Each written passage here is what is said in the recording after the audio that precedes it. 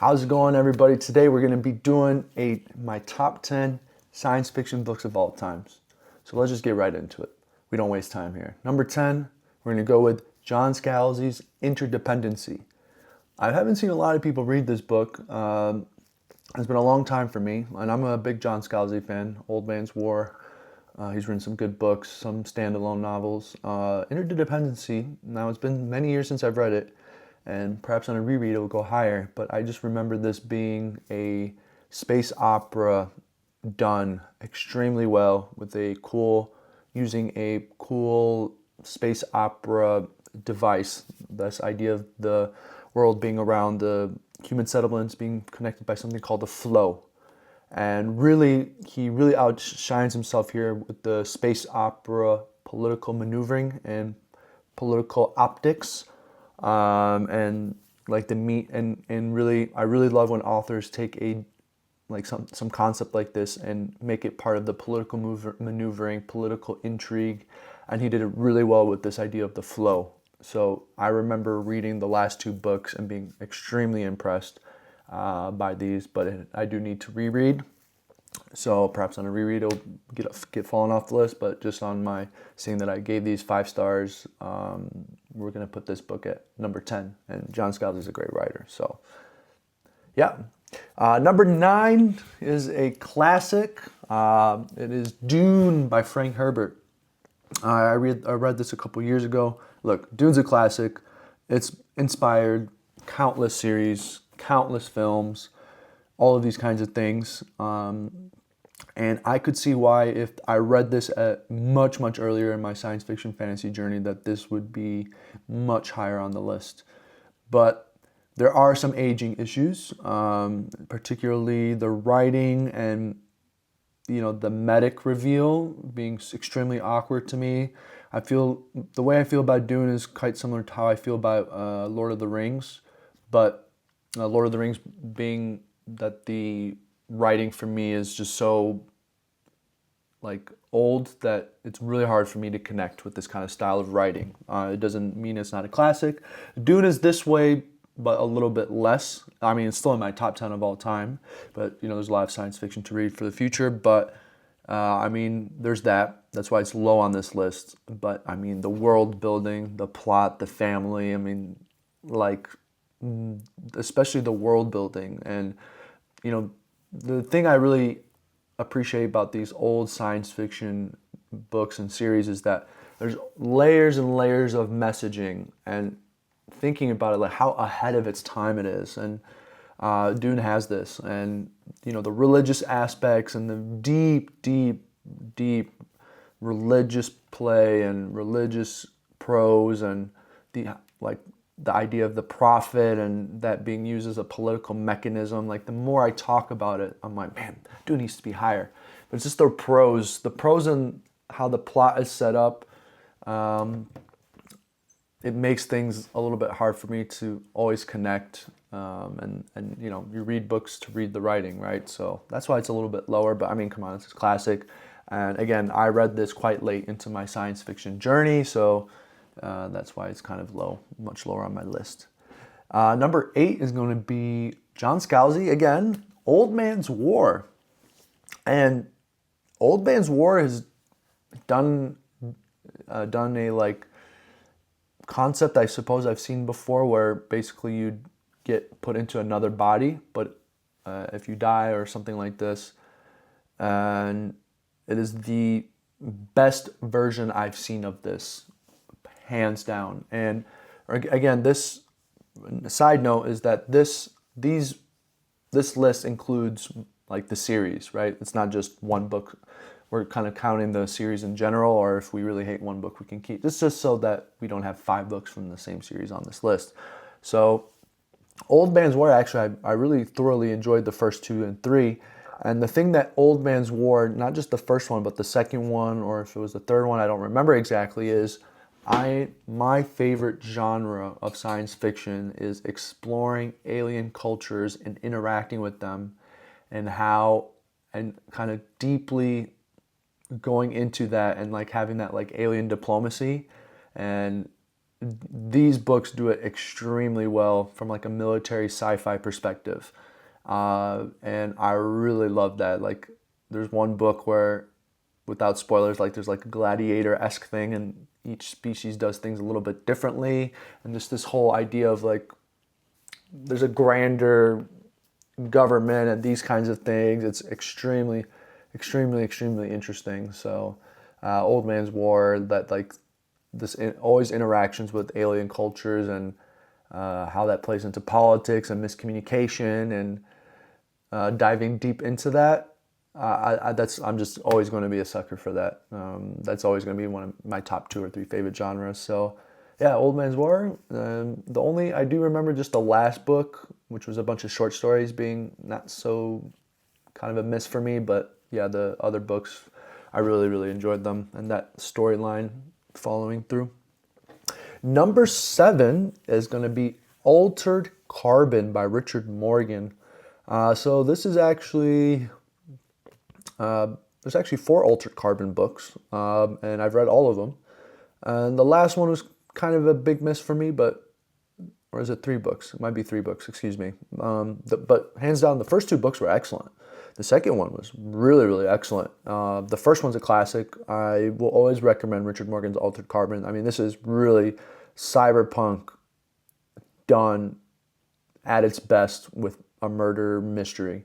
I mean, I've watched, it's one of my, also the Netflix series, though now on a rewatch, the Altered Carbon series kind of has faltered quite a bit for me in terms of quality. But those first 3 episodes of Altered Carbon is just like the book, were extremely high quality of what if we, what does it mean for society and for the economics of society if we never die and our chip is planted in a new body? How does that play for poor versus rich, and sexual fantasies and the deep darkness of that, and like these deep, darker human elements of living forever, and the divides of rich and poor, and how these things all interconnect. And just the murder mystery is great, and the whole, how things are all interconnected in this web, and the attention to detail, which I also think the Netflix series did extremely well. This attention to detail, which is basically what the Envoys have, is this attention to detail, and the way things are revealed. Yeah, like this, I think I will always see Altered Carbon on my list. Maybe it'll go up and down on rereads, but it's a science fiction must-read in my opinion. Number 6 is A Long Way to an Angry Small Planet by Becky Chambers. I haven't seen this book on a lot of top 10 lists, and it's kind of disappointing. If I had to say this, I would say this is cozy science fiction. This is a cozy science fiction journey, and where a person gets a job, like as an office person, like an office administrator of a ship, and there's different alien species on this ship, and they have to work together, they become family, and again, the element of different customs of different alien species, and how those interact, like how they all interact with each other, will always be my top 3 favorite, arguably top 2, maybe number 1. I can't even think. And this book does it in such a cozy way, in such a heartfelt way, with a great plot, great characters, these kinds of things. And it's been a little bit since I've read this book, because number 2 was extremely disappointing to me in this series, because there's 4 books.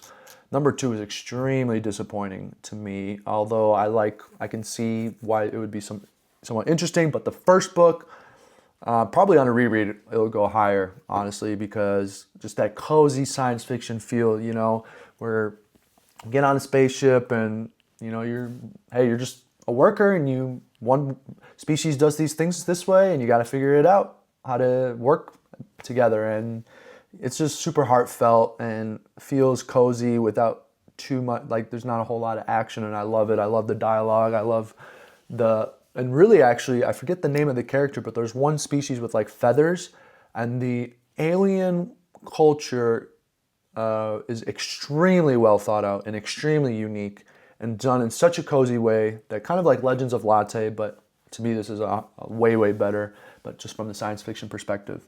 So, Long Way to Angry Small Planet, I will always love this series. this book. Maybe I need to give 3 and 4 a chance, but the number 1 book, I'm always going to reread this. It's super, super cozy. Speaking of cozy, number 5 is Roadside Picnic by the Strugatsky brothers. Now, as time has gone on since I've read this book, it's been about a year. It's kind of slid down a little bit. And the philosophical eeriness of Roadside Picnic, and I think this, and the depth and the grittiness, it's kind of like alien invasion, but from the bottom, the ground, the dirty up.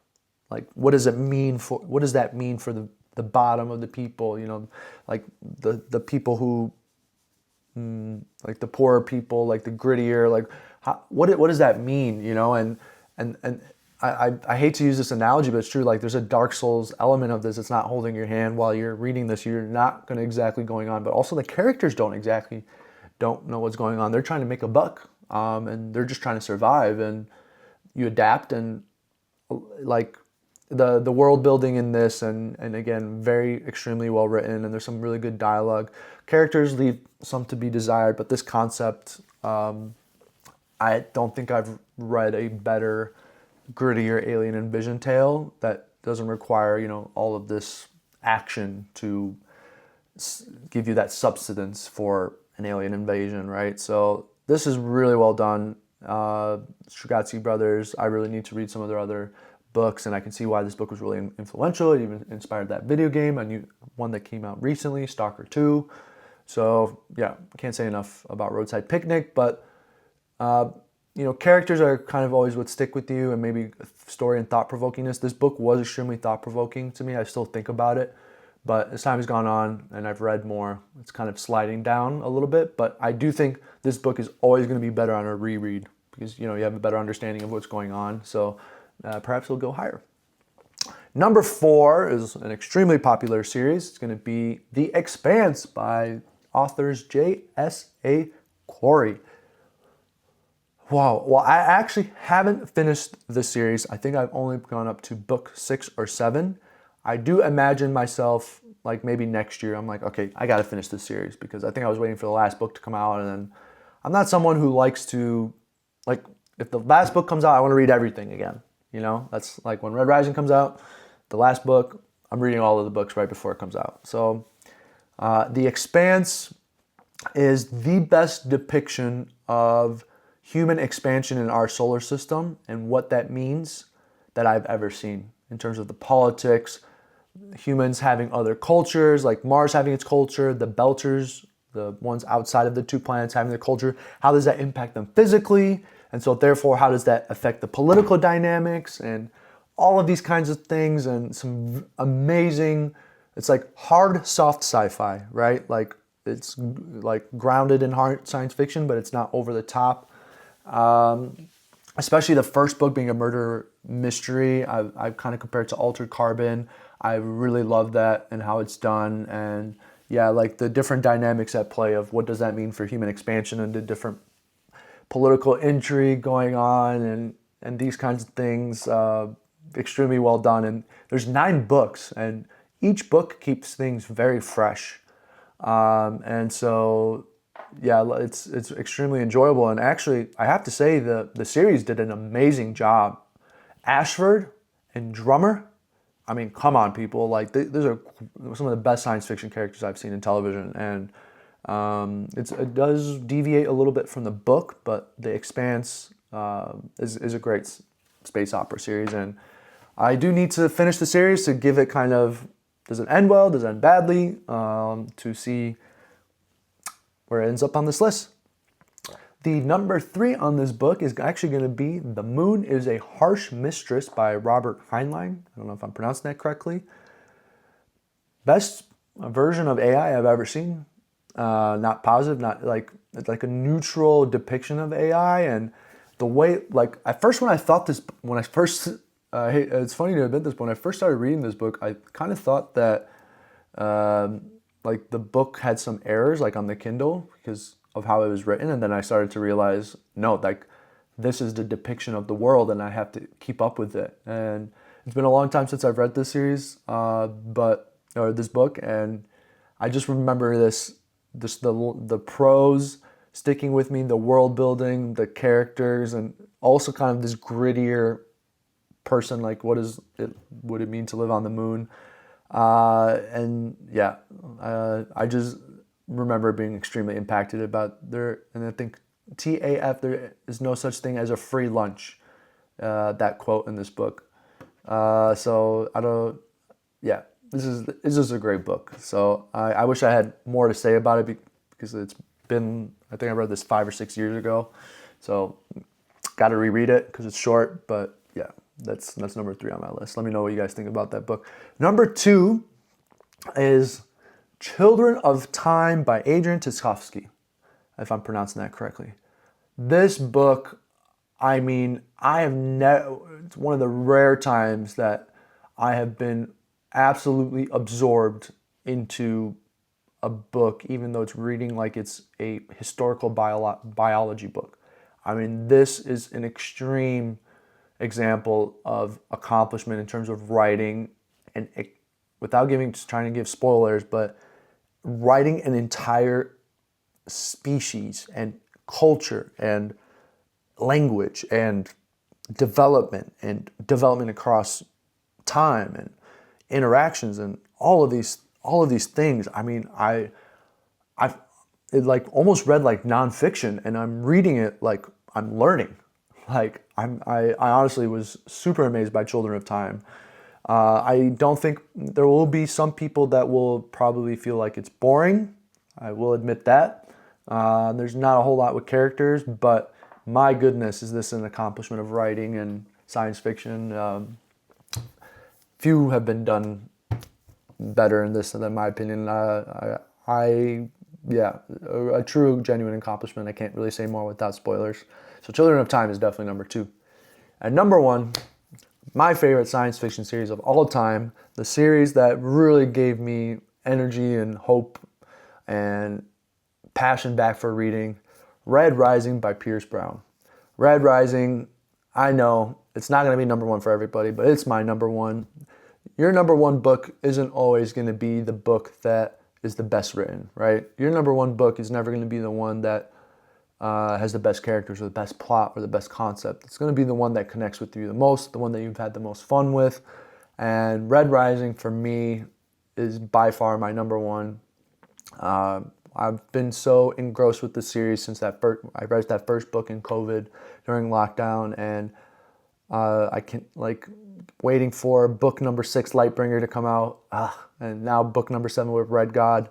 And actually, every person I've recommended this series to, people who don't like science fiction, they ended up reading the whole thing. So I objectively speaking, people really enjoy this series as well, even if you don't like science fiction. I mean, The Path of Darrow, and for me, really, Golden Sun is just, book number 2 is just a classic science fiction, modern science fiction staple. If you like human society being divided and this kind of upheaval of the system and these interactions with each other, and a guy with vengeance going after the top, the bottom person going after the top. This is the book, but the emotional impact, the characters in this book. This is the only book series where I still remember side characters and their moments, like from book 1 to up to book 5. Like the side characters in this having their moments, these little gratifying moments that have so much meaning and depth. And several, there's like those big characters, but the side characters, like when a character died in book 5 or 6, and I'm like, no, really, really impactful. And this is dark, it gets super dark, but so many cool concepts here at play. It's high paced, high action, but the characters, and the plot becoming so big, and just the color system being so cool, simple but cool, but deep and nuanced, and these kinds of things. And to me, I know some people think books 4, like the 4, 5, and 6 kind of fall off. I just think this book gets better. The prose gets so much better. I love that the world expanded, and there's so much, some of the scenes that have so much depth to them, and oh man, just the different families and the different arcs, and I I love everything about this series. This is to me is the modern science fiction space opera of our time. That's not too hard sci-fi. It is softer sci-fi, obviously, but it's like my Star Wars. I love Star Wars as a kid. This is my Star Wars as an adult, and I hope there's like an animated series that comes out for this or something one day. But yeah, that's my top 10. Let me know what you guys think. Do you have the same top 10? Do you have something different? Do you hate my list? Yeah, and let me know what you guys think in the comments. Appreciate you.